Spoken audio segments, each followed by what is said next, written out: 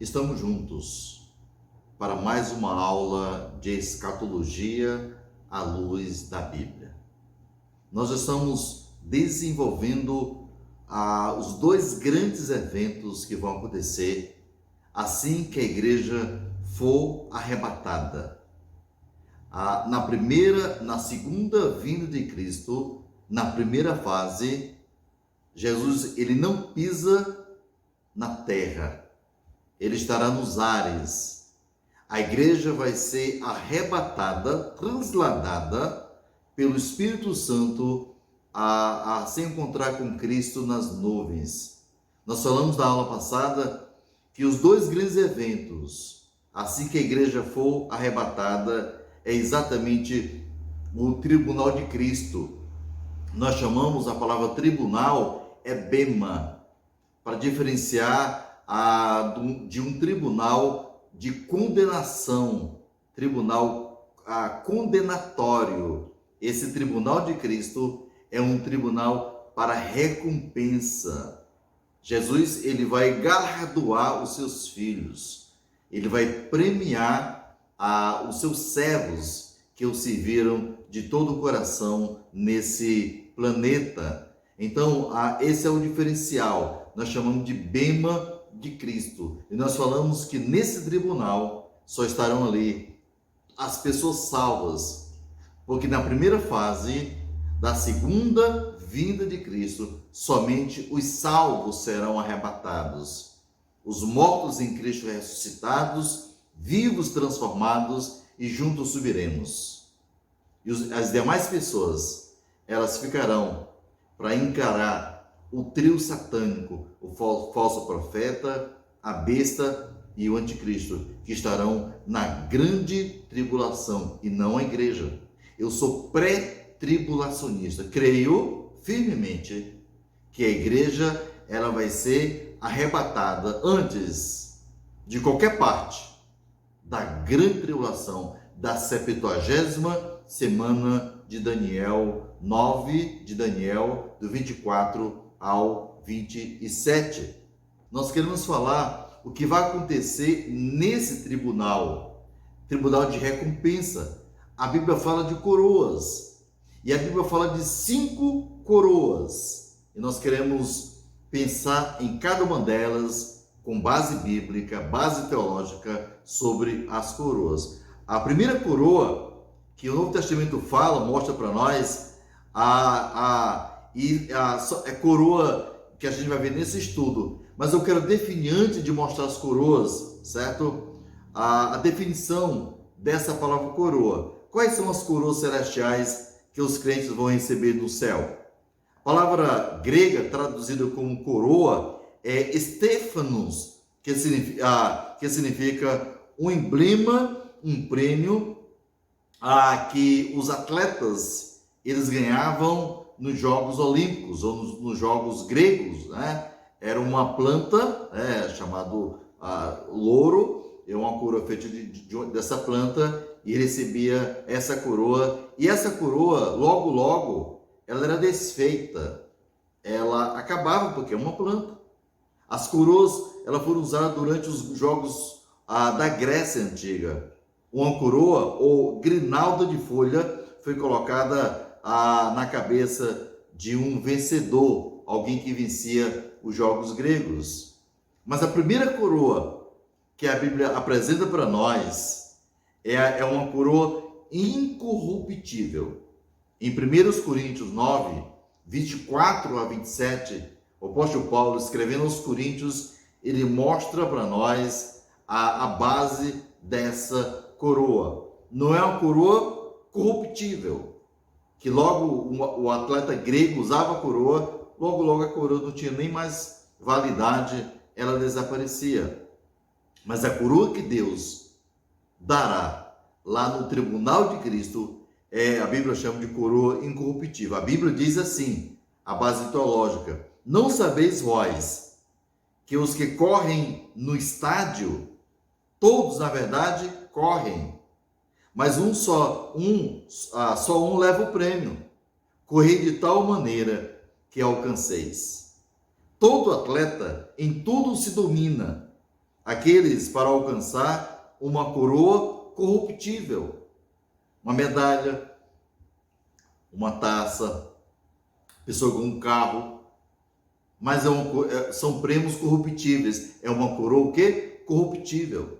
Paulo diz: nós, porém, a incorruptível, assim corro também eu, não sem meta, assim luto, não como desferindo golpes no ar, mas esmurro meu corpo e o reduzo à escravidão, para que, tendo pregado a outros, não venha eu mesmo a ser desqualificado. Essa base nós encontramos a primeira coroa, que é uma coroa o quê? Incorruptível. Todas as coisas nessa terra estão sujeitas à decadência e perecerão. Tudo que os seus olhos olharem, suas mãos apalparem, todas essas coisas, elas vão desaparecer. Pensa num prêmio. Ao final do ano, mais de 300 milhões era o prêmio da Mega Sena. Um dia tudo isso vai embora. A pessoa ou as pessoas que ganharam, elas vão partir. E nem um centavo, essa pessoa ou essas pessoas vão levar para a eternidade. É uma coroa o quê? Corruptível. Tudo. Jesus nos exorta a não guardar nosso tesouro da terra. Ele nos ensina a não guardar o nosso tesouro onde o ladrão pode roubar. Mateus 6:19, a Bíblia diz: não acumuleis para vós outros tesouros sobre a terra, onde a traça e a ferrugem corrói, e onde ladrões escavam e roubam. Onde está o seu tesouro? Não acumule, não guarde tesouro que não permanece para sempre. A coroa, a premiação que Deus dará a você, é uma coroa, é uma premiação que não perece, é para todo sempre. A coroa de folhas do atleta grego logo murchava. A celestial não. É uma herança incorruptível, sem mácula, imarcessível, reservada nos céus para vós outros, diz 1 Pedro 1:3-5. Que promessa maravilhosa dessa coroa, uma coroa incorruptível. Esta recompensa é prometida àqueles que vencem a corrida da vida, aqueles que conseguem dominar a carne, a velha natureza. Muitos naquele dia, lá no tribunal de Cristo, vão receber essa coroa. A segunda coroa que a Bíblia fala, em Filipenses 4, versículo 1, e 1 Tessalonicenses 2, os versos 19 e 20, esses textos falam da segunda coroa. Observe comigo o que diz a Bíblia. Pois quem é a nossa esperança ou alegria, ou coroa, em que exultamos na presença de nosso Senhor Jesus Cristo, em sua vinda? Não sois vós? Sim, vós sois realmente a nossa glória e a nossa alegria. Você é um ganhador de almas. A coroa da exultação. Essa coroa daquelas pessoas que evangelizam, que ganham almas. É a coroa daqueles que, assim como Paulo e tantos outros, no tribunal de Cristo, muitos vão receber essa coroa, ganhador de alma. O Senhor dará essa coroa àqueles que foram fiéis na pregação do Evangelho, que pregou o Evangelho fiel, verdadeiro, pregou a Bíblia, não mercadejou a palavra, foi fiel à mensagem do Evangelho. Esse ganhador de almas que prega a Bíblia não para proveito próprio, não para que o seu gasofilácio entre muito dinheiro, não para ser visto e reconhecido pela mídia, mas ele pregou o evangelho genuíno e ganhou almas para o reino de Deus. As recompensas são dadas no dia do bema de Cristo, porque bema é um tribunal de recompensa, repito.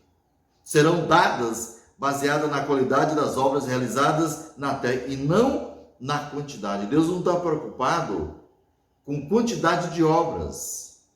Quantas obras você realizou? Mas o que Deus quer e deseja é o conteúdo, é a essência dessas obras. Eu ganhei 100 mil almas para Deus. Eu posso ter apenas ganhar 10 almas e ganhar com a atitude correta, com o coração de um servo, para a glória de Deus, não para o meu próprio proveito. O importante é isso. Tudo que você está fazendo para Deus, seja pregar, discipular, ensinar, seja cantar, faça pensando a glória do Senhor. Não faça pensando em proveito próprio, mas faça pensando em exaltar a Deus. A terceira coroa que a Bíblia apresenta, em 2 Timóteo 4, os versos 7 e 8, diz assim a palavra do Senhor: combati o bom combate, completei a carreira, guardei a fé. Paulo estava às portas da eternidade. A espada de Nero estava no pescoço de Paulo. Ele diz: combati o bom combate. Ele diz: completei a carreira, guardei a fé.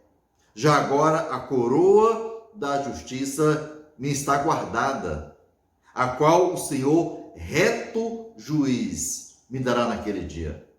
E não somente a mim, mas a todos, também a todos quantos amam a sua vinda. A terceira coroa é a coroa da justiça. Aqueles que vivem a cada dia na expectativa da iminência volta de Cristo. Essa é a coroa que eu entendo. A coroa da exultação. Aquele que tem uma esperança viva, real, que Jesus Cristo pode voltar a qualquer momento, assim como Paulo tinha. Aqueles que vivem na terra, tendo sempre em vista os valores eternos. Assim é a vida de Paulo. Assim deve ser a minha, deve ser também a sua vida. A quarta coroa, Tiago em 12, ele mostra essa quarta coroa. A Bíblia diz: bem-aventurados, ou bem-aventurado o homem que suporta com perseverança a aprovação, porque depois de ter sido aprovado, receberá a coroa da vida, a qual o Senhor prometeu aos que o amam. Coroa da vida. Este galardão está à espera daqueles que sofreram durante a vida terrena. São para aquelas pessoas que sofreram em prol do Evangelho, os mártires, pessoas que deram suas vidas e não negaram o seu Senhor. Pessoas que, em nome de Cristo, a sua própria vida foi sacrificada. Essas pessoas receberão a coroa da vida. Este galardão não se acha relacionado apenas com as palavras suporta com perseverança a aprovação, mas também aos que o amam. Você ama Deus de fato, de verdade? O amar o Senhor é o desejo de que seja glorificado que Ele seja glorificado nessas provações. Cada provação que você passa, cada momento difícil, seja de uma pandemia, seja de uma perseguição, você tem desejo que Ele seja exaltado nessas provações ou nessas perseguições, né? E é importante você entender isso. Essa é a coroa que a Bíblia fala, a coroa da vida. E a quinta coroa e última coroa que a Bíblia apresenta para nós, que aqueles que foram arrebatados vão receber no tribunal de Cristo, é a coroa da glória. 1 Pedro, capítulo 5, versículo de 1 a 4, eu quero ler esse texto. Esse texto diz o seguinte: rogo, pois, aos presbíteros que é entre vós, eu presbítero como eles, e testemunho do sofrimento de Cristo, e ainda co-participante da glória que há de ser revelada. Pastoreai o rebanho de Deus que é entre vós, não por constrangimento, mas espontaneamente, como Deus quer, nem por sórdida ganância, mas de boa vontade. Essa coroa vão receber aqueles que pastoreiam, coroa da glória, aqueles que cuidam de almas, aqueles que cuidam de pessoas, aqueles que trabalham com vidas. Nem todos vão receber essa coroa, mas somente os pastores, os presbíteros, os anciãos, os bispos, aqueles que trabalham diretamente na igreja, servindo o Senhor no pastoreio. Este galardão, ele é prometido àqueles que fielmente pastoreiam o rebanho de Deus, conforme os versos 2 e 3. Lembrando sempre, o rebanho é de Deus. Ele cuida do rebanho de Deus. As ovelhas, elas não são o nosso rebanho, é o rebanho de Deus. Os pastores que cumprirem essas exigências espontaneamente vão receber essa coroa. Quando diz a Bíblia, quando nós recebemos todas essas coroas, nem todos vão receber a última coroa, a coroa para os pastores, para os missionários, para os bispos, anciãos, presbíteros, assim como Pedro, ele fala. Depois de recebermos essas coroas, qual vai ser a nossa atitude? Será que nós vamos colocar a coroa nos céus, na cabeça, e ficar se exibindo, desfilando com essas coroas? Não. A Bíblia diz, no livro de Apocalipse, capítulo 4, do 9 ao 11, o que faremos com as coroas? Olha o texto bíblico. Quando esses seres viventes derem glória, honra e ação de graças ao que se encontra sentado no trono, ao que vive pelos séculos dos séculos, os 24 anciãos, a igreja de Cristo, vimos isso na aula passada, prostração diante daquele que se encontra sentado no trono. Adorarão o que vive pelos séculos dos séculos e depositarão as suas coroas diante do trono, proclamando. Todas as coroas que nós vamos receber pelos serviços prestados a Deus, elas serão depositadas diante do trono, diante da presença do Senhor, proclamando que Tu és digno, Senhor Deus nosso, de receber a glória, a honra e o poder, porque todas as coisas Tu criaste. Sim, por causa da Tua vontade vieram a existir e foram criadas. Todos os servos estarão diante do trono de Deus. 24 anciãos, ali representa a igreja. E o que fazem eles? Diz a Bíblia, será que vão passear pelo céu exibindo cada um da coroa? Não. Os servos se inclinam em adoração, depois de haver depositado suas coroas perante o Senhor no ato de adoração. É importante você entender isso.